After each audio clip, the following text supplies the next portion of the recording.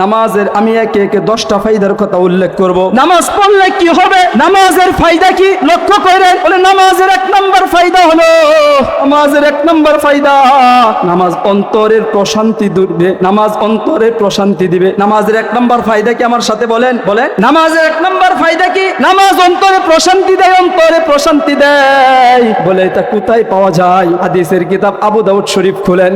আবু দাউদ শরীফের 4986 নম্বর হাদিস, আল্লাহর নবীজির সাহাবী তিনি বর্ণনা করতেছেন, ইনতালাকতু আনা ইলা আবি সিহরিল্লানা মিনাল আনসার। আল্লাহর নবীজির সাহাবী বর্ণনা করতেছেন, আমি এবং আমার আব্বা, আমি এবং আমার পিতা, আমি আমার পিতা আনসারী শ্বশুর বাড়িতে গেলাম। কেন গেলাম বলে নাউদুহু, আমার আনসারী শ্বশুর অসুস্থ, আমি তাদেরকে দেখার জন্য গেলাম। ফাহাদারাতিস সালাহ, এমত অবস্থায় নামাজের সময় হইয়া যায়। আমরা সুস্থ মানুষরা অসুস্থ মানুষের পাশে বসে বিভিন্ন বিষয়ে গল্প গুজব করতেছিলাম। এমত অবস্থায় আমার অসুস্থ শ্বশুর বলে, ক্বালা লিবাদি আহলিহি ইয়া জারিয়া ইতুনি বিউযুইন, ওজুর পানি নিয়ে আসো, ওজুর পানি নিয়ে আসো। বলে কেন? বলে আমি ওযু কইরা লাআল্লি উসাল্লি ফাস্তারিহা, আমি আমার মাওলার কুদরতি পায়ে সাজদা কইরা আমি আমার অন্তর প্রশান্তি করব। এই কথা যখন আমার শ্বশুরে বলল, ফানকারনা আলাইহি যালিক, এটা বলার পরে আমার ওই শ্বশুর সাহাবী, জামাই সাহাবী বলতেছেন, আমার কাছে বিষয়টা অপছন্দনীয় মনে হইল। বললাম মাত্র তো নামাজের সময় হয়েছে, নামাজের সময় তো আরো বেশি আছে, আপনি তো অসুস্থ মানুষ, একটু পরে পড়লেও তো পড়া যাবে। ওই শ্বশুরের পক্ষ থেকে উত্তর আসে, ফাসামিআতু রাসূলুল্লাহি সাল্লাল্লাহু আলাইহি ওয়াসাল্লাম ইয়াকুল, আমি আমার আল্লাহর নবীজিকে বলতে শুনেছি, কুম ইয়া বিলাল আকিম ফারিহনা বিসসালাহ, ও বিলাল তুমি দাঁড়ায়া যাও, দাঁড়ায়া আজান দাও, একামত দাও, আজান একামতের মাধ্যমে নামাজের ব্যবস্থা করো। ফারিহনা বিসসালাহ, এবং আমাদেরকে প্রশান্তির ব্যবস্থা করো। নামাজের 1 নম্বর ফায়দা, নামাজ অন্তরের প্রশান্তির কারণ। সবাই বলেন 1 নম্বর ফায়দা কি? নামাজের 1 নম্বর ফায়দা কি? চিল্লায়া বলেন। অন্তরের প্রশান্তির কারণ। মেরে মুহতারাম ভাইও, আমি আপনাদের থেকে একটা কথা নেই।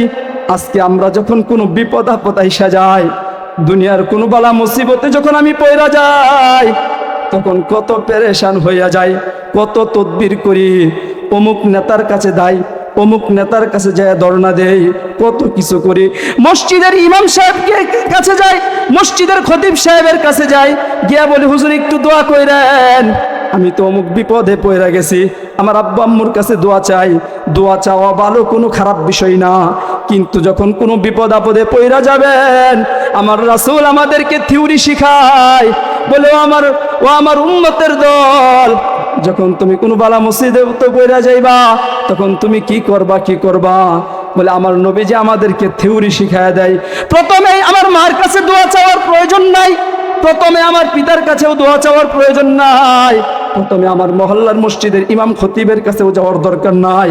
প্রথমে আপনি আপনার সমস্যার কথা আপনার মাওলার সাথে শেয়ার করেন। বলে কোথায় পাওয়া যায়? আবু দাউদ শরীফের 1339 নম্বর হাদিস, আন হুযায়ফা রাদিয়াল্লাহু তাআলা আনহু قال, হুযায়ফা রাদিয়াল্লাহু তাআলা আনহু থেকে বর্ণিত, আল্লাহর নবীজি বলতেছেন, ইদা হাজাবাহু আমরুন, যখন আমার নবী কোনো বিপদে পড়া যাইত, বাদারা ইলাস সালাহ, তখন আমার নবী নামাজের মাধ্যমে এটার সমাধান নিয়ে আসতো। মেরে মুহতারাম ভাইও, তাহলে বলেন আগে আমাদের কি, আমার নবী কি শিখায়? বিপদে যখন পড়া যাব, তখন আমাদেরকে কি করতে হবে? তখন আমাদেরকে সর্বপ্রথম আমার মাওলার কাছে শেয়ার করতে হবে। মাওলার কুদরতি পায়ে সেজদা দিয়া হাত খানা উপরের দিকে তুইলা যখন আমি বলবো, ও আমার মাওলা, ও রব্বে করিম, আপনি আমার এই সমস্যা সমাধান কইরা দেন, আপনি এটা কইরা দেখেন না হয় কি হয় না। মেরে মুহতারাম ভাইও, নামাজের 2 নম্বর ফায়দা কি? নামাজের 2 নম্বর ফায়দা হলো, নামাজ কাল কিয়ামতের জন্য নামাজি ব্যক্তির জন্য নূর হয়ে যাবে। নামাজের 2 নম্বর ফায়দা হলো, কাল কিয়ামতের দিন নামাজি ব্যক্তির জন্য আলো হয়ে যাবে। বলে কোথায় পাওয়া যায়? মুসলিম শরীফের 422 নম্বর হাদিস। আল্লাহ রাসূল সাল্লাল্লাহু আলাইহি ওয়াসাল্লাম বলেন, আত-তুহুরু শাতরুল ঈমান, পবিত্রতা ঈমানের অঙ্গ। আলহামদুলিল্লাহি তামলাউল মিজান। আরে আমার সাথে পড়েন না আলহামদুলিল্লাহ, জুড়ে পড়েন না আলহামদুলিল্লাহ। এই যে আলহামদুলিল্লাহ পড়লাম, আমার নবীজি বলতেছেন যে আলহামদুলিল্লাহ তুমি পড়বে, তামলাউল মিজান, মিজানের পাল্লাটা নেকি দ্বারা, আমার নবী বলতেছেন আমার মাওলা মিজানের পাল্লাটা নেকি দ্বারা ভরপুর কইরা দেয়। বলে আবার বলে সুবহানাল্লাহ আলহামদুলিল্লাহ। আরে পড়েন না আমার সাথে সুবহানাল্লাহ আলহামদুলিল্লাহ। এই যে সুবহানাল্লাহ আলহামদুলিল্লাহ পড়লাম, বলে তামলাআনা মা বাইনাস সামাওয়াতি ওয়াল আরদ, বলে এই যে বান্দা সুবহানাল্লাহর আলহামদুলিল্লাহ যে তুমি পড়লা, এটার দ্বারা আসমান এবং জমিনের ভিতরে যত ফাঁকা জায়গা আছে আমার মাওলা নেকি দ্বারা বইরা দেয়। আরে নামাজ নূর হবে, নূর। আসসালাতু নূরুন ওয়াস-সাদাকাতু বুরহানুন ওয়াস-সাবরু দিয়াউন আল কুরআনু হুজ্জাতুন লাকা ওয়া আলাইকা। বলে নামাজ আসসালাতু নূর, নামাজ কি হবে ভাই? নামাজ কাল কিয়ামতের দিন নূর হবে, নূর। as-sadaqatu burhanun, আপনারা যে দান সদকা করতেছেন, মসজিদ নির্মাণের টাকা দিতেছেন, ওয়াজ মাহফিলের জন্য টাকা দিতেছেন, ডিম দিতেছেন, চাউল দিতেছেন, মুরগি দিতেছেন, এই সমস্ত কিছু কাল কিয়ামতের দিন as-sadaqatu burhanun, এগুলো আমার মাওলার কাছে দলিল হয়ে যাবে। বলেন না সুবহানাল্লাহ। আরে নামাজ নূর হবে, নূর হবে, এটা কোথায় পাওয়া যায়? قال النبي صلى الله عليه وسلم من حافظ عليها, যে ব্যক্তি নামাজকে হিফাজত করবে, কানাত লাহু নূরান, নামাজ তার জন্য নূর হবে, অবুরহানান, নামাজ তার জন্য দলিল হবে। বলে শুধু নামাজ শুধু নূর হবে তাই না, তাই না, নামাজ শুধু দলিল হবে তাই না, তাই না, বলে কি হবে? বলে ওয়া নাজাতান ইয়াউমাল কিয়ামা, এই নামাজ কাল কিয়ামতের দিন নামাজ এই ব্যক্তির মুক্তির কারণ হয়ে যাবে। বলেন না সুবহানাল্লাহ। আর যে ব্যক্তি নামাজকে হিফাজত করবে না, মাল্লাম ইউহাফিজ আলাইহা, যে ব্যক্তি নামাজকে হিফাজত করবে না,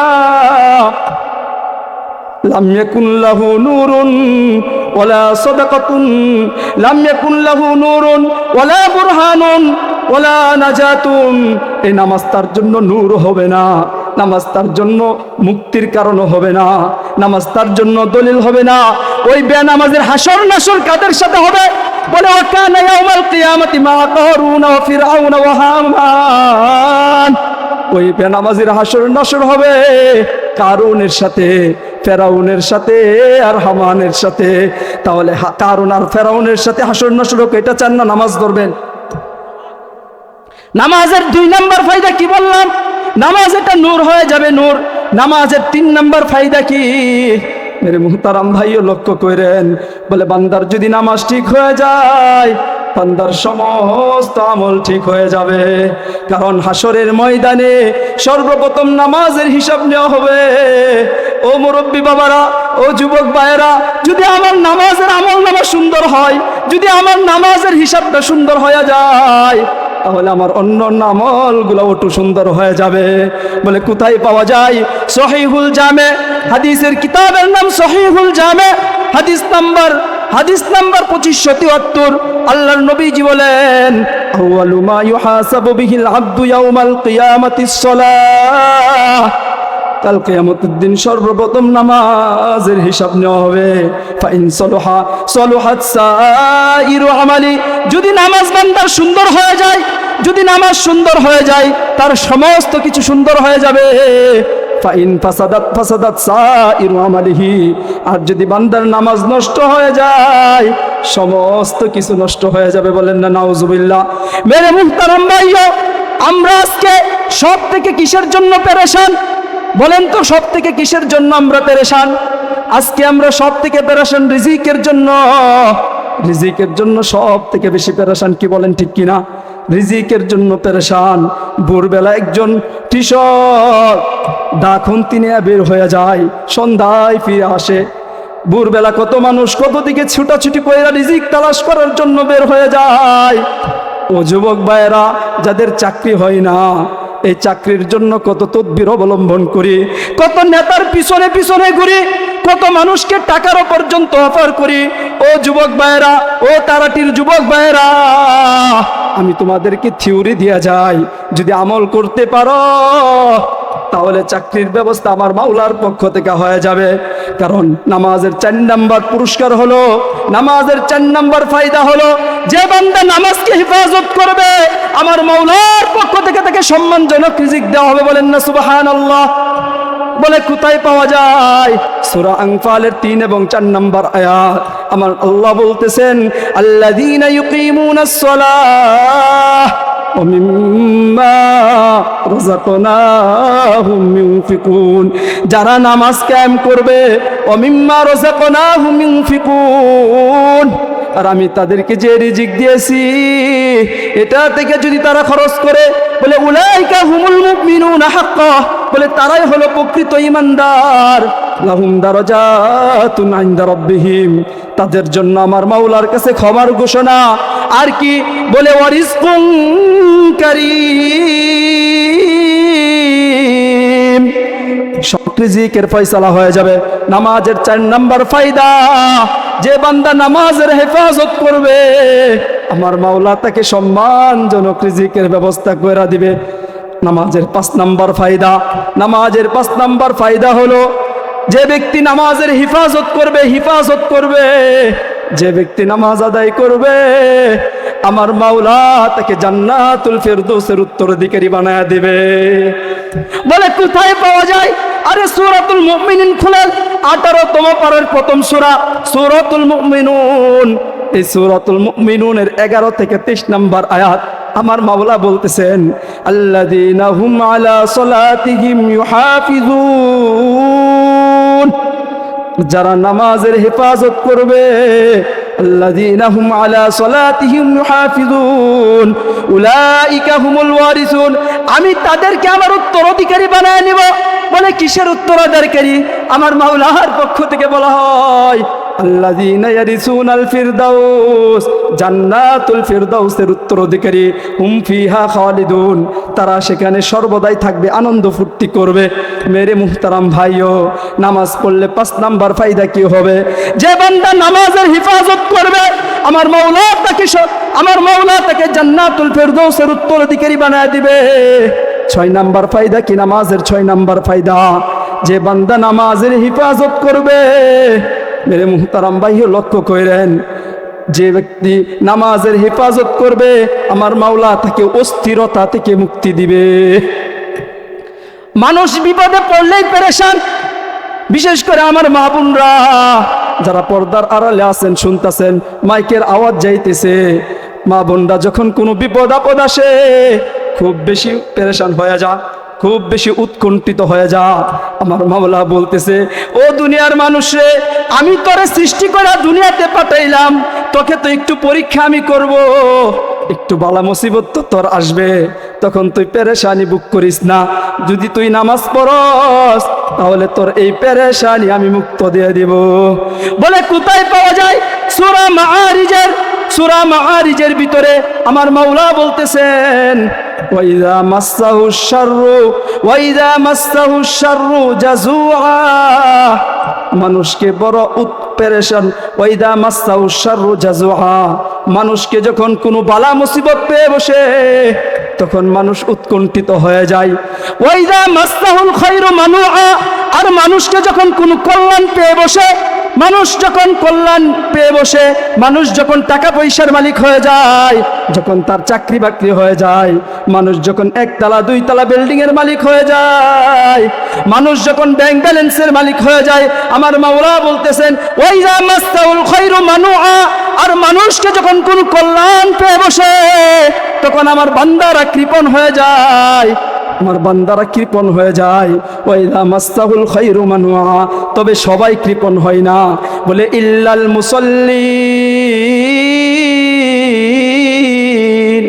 আল্লাযীনা হুম আলা সালাতিহিম দাইমুন, তবে যারা সর্বদা নামাজ পড়ে তারা পেরেশানি হয় না, তারা কৃপণতাও বোধ করে না। এই জন্য নামাজের 6 নাম্বার ফায়দা হলো, নামাজ মেরে মুহতারাম ভাইও নামাজ বান্দার পেরেশানি দূর কইরা দেয়, বলেন সুবহানাল্লাহ। নামাজের 7 নম্বর ফায়দা কি? নামাজের 7 নম্বর ফায়দা হলো যে বান্দা নামাজের হিফাজত করবে, নামাজ থেকে অশ্লীল কাজ থেকে বিরত রাখবে। এটা আমার মাওলা কুরআনুল কারীমের সূরাতুত তাগাবুনের 45 নম্বর আয়াতে বলেন, ইন্নাস সালাতা তানহা আনিল ফাহশাই ওয়াল মুনকার, বলেন আল্লাহু আকবার।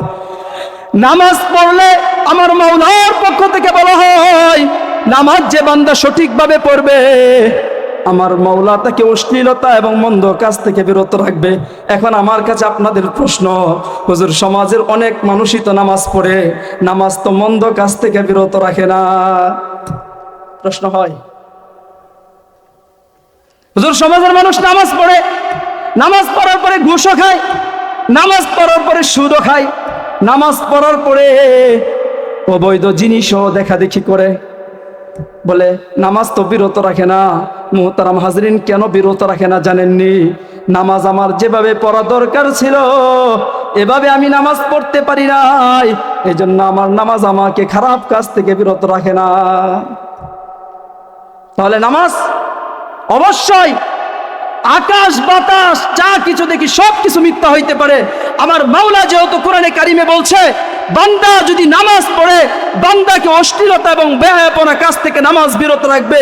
যদি আমার নামাজ আমাকে অশ্লীলতা থেকে বিরত না রাখতে পারে, যদি আমার নামাজ আমাকে টেন্ডারবাজি থেকে বিরত রাখতে না পারে, যদি আমার নামাজ আমাকে সুদ থেকে বিরত রাখতে না পারে, যদি আমার নামাজ আমাকে ঘুষ থেকে বিরত রাখতে না পারে, যদি আমার নামাজ আমাকে জিনা থেকে বিরত রাখতে না পারে, যদি আমার নামাজ আমাকে চুরি থেকে বিরত রাখতে না পারে, যদি আমার নামাজ আমাকে ডাকাতি থেকে বিরত রাখতে না পারে, যদি আমার নামাজ আমাকে অন্যের হক মেরে খাওয়া থেকে বিরত রাখতে না পারে, তাহলে বুঝতে হবে এটা আমার নামাজ হয় না। মুহতারাম হাজিরিন, আমার নামাজের মধ্যে সমস্যা আছে। কথা বলেন ঠিক কিনা?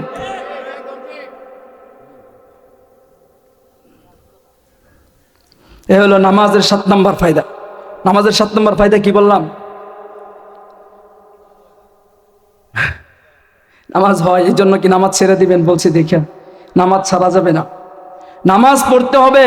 এটা সঠিক কিভাবে হবে? উলামায়ে কেরামদের কাছ থেকে যাই না দাওয়াত ও তাবলীগের সাথে নিজেকে জোড়াইয়া দিয়া হক্কানি উলামায়ে কেরামের মাথা হাতে থাকে এটাকে শুদ্ধ করতে হবে। কথা বলেন ঠিক কিনা? রাগ করতেছেন? হুজুরের বাড়ি খুব মহব্বতের মানুষ আপনারা। হচ্ছে নামাজের 7 নম্বর ফায়দা। মুহতারাম হাজরিন, তো নামাজের 8 নম্বর ফায়দা কি? মেরে মুহতারাম ভাইও, নামাজের 8 নম্বর ফায়দা হলো নামাজ গুনাহ মাফের কারণ। নামাজ কিসের কারণ বলেন? যে বান্দা 5 ওয়াক্ত নামাজের হিফাজত করবে, যে বান্দা 5 ওয়াক্ত নামাজ ঠিক মতো পড়বে, বলে এই নামাজ তার গুনাহ মাফের কারণ হইয়া যায়। বলেন সুবহানাল্লাহ। বলে কোথায় পাওয়া যায়? হাদিসের ভিতরে আসছে, আল্লাহ রাসূল সাল্লাল্লাহু আলাইহি ওয়াসাল্লাম বলেন, মা মিন ইমরিইন মুসলিমিন তাহদুরুস সালাতুল মাকতুবা, যে কোনো মুসলমান যখন তাহদুরুস সালাতুল মাকতুবা, যখন নামাজের সময় হইয়া যায়, মুয়াজ্জিন যখন হাইয়া আলাস সালাহ হাইয়া আলাল ফালাহ এই ঘোষণা মুয়াজ্জিন যখন দেয়, আর আমার বান্দা বান্দিরা ফায়ুহসিনু উযুহা ওয়া খুশুআহা ওয়া রুকুআহা, উত্তম ভাবে ওযু কইরা আল্লাহর খুশু খুজুর সাথে যে বান্দা নামাজ পড়ে, আমার নবীজি বলতেছেন ইল্লা কানাত কাফারাতান লিমা ক্বাবলাহা, তার জীবনের সমস্ত গুনাহ মা লাম ইউতি কাবীরাতান, বলে যদি সে কবিরা গুনাহে লিপ্ত না হয় তাহলে তার জীবনের সমস্ত গুনাহ মাফ হয়ে যাবে। বলে নামাজ গুনাহ মাফের কারণ কোথায় পাওয়া যায়? মেরে মুহতারাম ভাই, হাদিস শুনলে আপনারা আশ্চর্যান্বিত হয়ে যাবেন। নামাজ গুনাহ মাফের কারণ। এই যে শীত মৌসুম চলতেছে, এই মৌসুমে অনেক গাছের পাতাগুলা দেখবেন পড়তে পড়তে পাতাগুলা শূন্য হয়ে যাবে, হয় কি হয় না?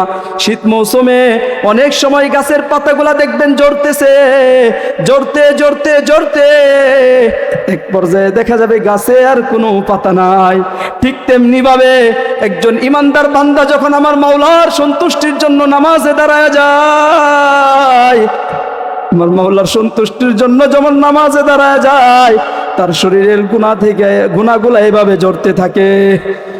আল্লাহর রাসূলের হাদিস আন আবি যররিন রাদিয়াল্লাহু তাআলা আনহু আন্নাহু قال আল্লাহর রাসূলের সাহাবী হযরত আবু যর রাদিয়াল্লাহু তাআলা আনহু বর্ণনা করেন, বলেন আমার আপনার নবী রাহমাতুল লিল আলামিন সাইয়্যিদুল খলায়েক ইমামুল আম্বিয়া আহমদে মুস্তাফা রাহমাতুল লিল আলামিন সাইয়্যিদুল খলায়েক, সমস্ত নবীদের নবী, সমস্ত রাসূলদের রাসূল, আকায়ে নামদার, তাজেদারে মদিনা, সরকারে দু আলম জনাবে মুহাম্মদুর রাসূলুল্লাহ পরেন্না সাল্লাল্লাহু আলাইহি ওয়াসাল্লাম, পরেন্না সাল্লাল্লাহু আলাইহি ওয়াসাল্লাম।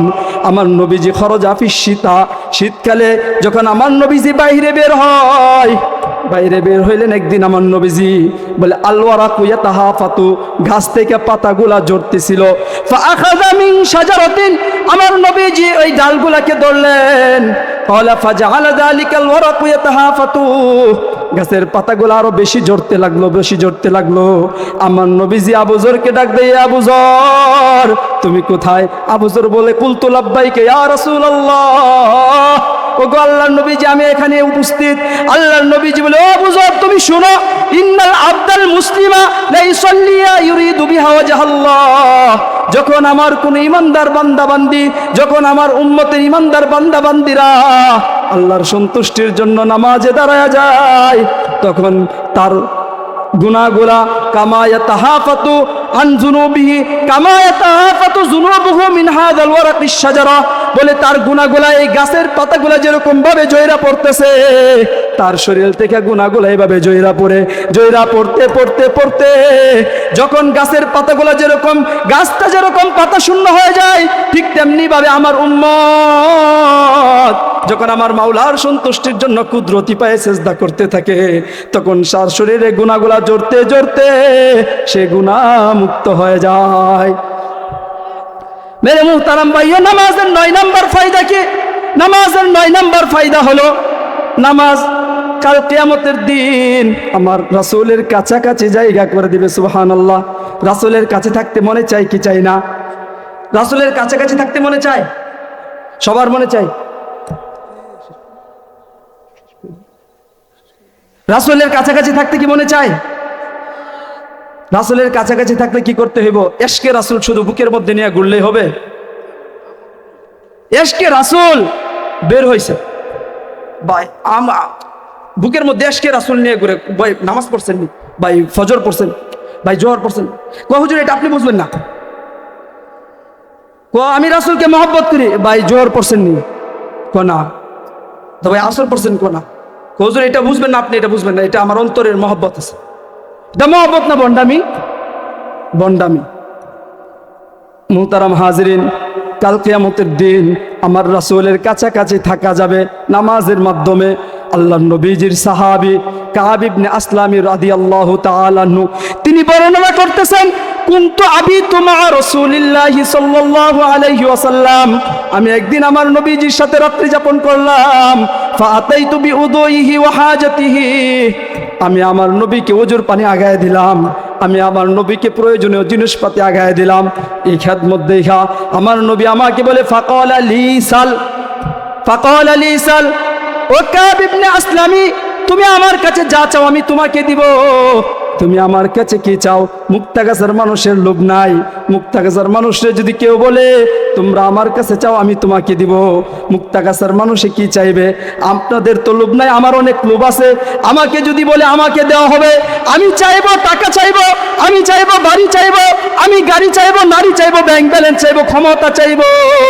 কিন্তু আল্লাহু আকবার, আল্লাহু আকবার, আমার নবীজির সাহাবী যখন তাকে বলা হয় তুমি আমার কাছে চাও আমি তোমাকে দিব, আমার নবীজির সাহাবী নবীজির কাছে টাকাও চাই না, নবীজির কাছে পয়সাও চাই না, নবীজির কাছে ব্যাংক ব্যালেন্সও চাই না, নবীজির কাছে মনে মুহতারাম ভাইও ক্ষমতাও চাই না। ইশকে রাসূলের সবক নিয়ে যান। বলে কি চাই?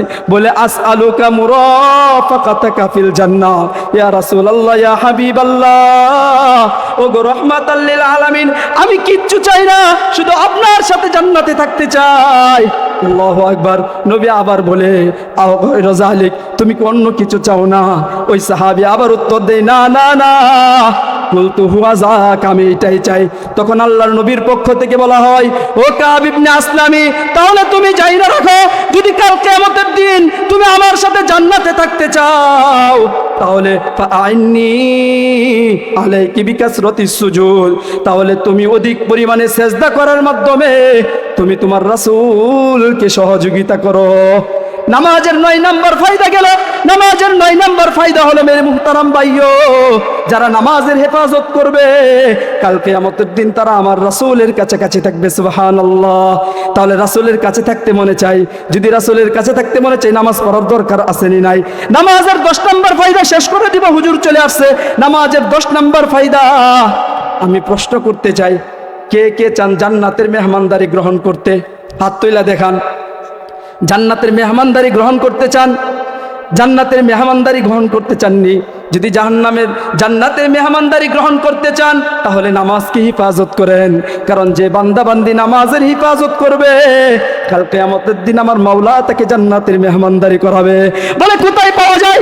বুখারী শরীফের 662 নম্বর হাদিস, আন আবি হুরায়রা রাদিয়াল্লাহু তাআলা আনহু قال, আল্লাহর নবীজির সাহাবী হযরত আবু হুরায়রা রাদিয়াল্লাহু তাআলা আনহু বর্ণনা করেন, মান গাদা ইলাল মসজিদি আও রাহা, যে ব্যক্তি সকাল সন্ধ্যা মসজিদে যাবে, যে ব্যক্তি সকাল সন্ধ্যা মসজিদে যাবে, কোথায় যাবে? বাজারে, দোকানে। আজান হয়ে গেলে গরু আনতে যাবে, আজান হয়ে গেলে দোকানে যাবে। বলে না না না, মান গাদা ইলাল মসজিদি আও রাহা, যে ব্যক্তি সকাল সন্ধ্যা আমার মসজিদে যাবে, যে ব্যক্তি সকাল সন্ধ্যা মসজিদে যাবে, রাদ্দাল্লাহু লাহু নুজুলাহু মিনাল জান্নাতি কুল্লামা গাদা আও রাহা। আল্লাহু আকবার। বলে আমার মাওলার পক্ষ থেকে দৈনন্দিন জান্নাতে সকাল সন্ধ্যা তার জন্য স্পেশাল মেহমানদারি থাকবে। আল্লাহু আকবার। নামাজের 10টা ফায়দা বললাম, তাহলে এখন বুঝেন নামাজ পড়া দরকার আছে না নাই? নামাজ পড়ার দরকার আছে না? নামাজের 10টা ফায়দা মুহতারাম হাজরিন, চমৎকার ফায়দা, সবগুলা কোরআন এবং হাদিসের কথা, চমৎকার ফায়দা। নামাজ পড়বেন, আল্লাহ তাআলা 10টা ফায়দা দিয়ে দিবেন। আল্লাহু আকবার। কিন্তু মুহতারাম হাজরিন, আজকে মুরব্বী বাবাদেরকে বইলা যায়, যুবক ভাইদেরকে বইলা যায়, পাগুলা ভরায় দেন, আমি পায়ে হাত রেখে বইলা যাই, নামাজ ছাইরেন না। নামাজ যদি ছাইরা দেন, আমার আপনার কবর আমার সাথে ভালো ব্যবহার করবে না, কবর আমার আপনার সাথে খুব খারাপ আচরণ করবে। বলে কেমন আচরণ করবে? হাদিসের ভিতরে পাওয়া যায় মুহতারাম হাজরিন, বেনামাজিকে যখন কবরে রাখা হবে, কবরটা তো এমনিতেই সংকীর্ণ, এই কবরটা আরো সংকীর্ণ হয়ে যাবে। ইয়াদিকুল কবরু আলাইহি হাত্তা তাখতালিফ আজলাউহু। যারা আলোচনা শুনতেছেন মুহতারাম ভাইও, নামাজ মিস করেন না।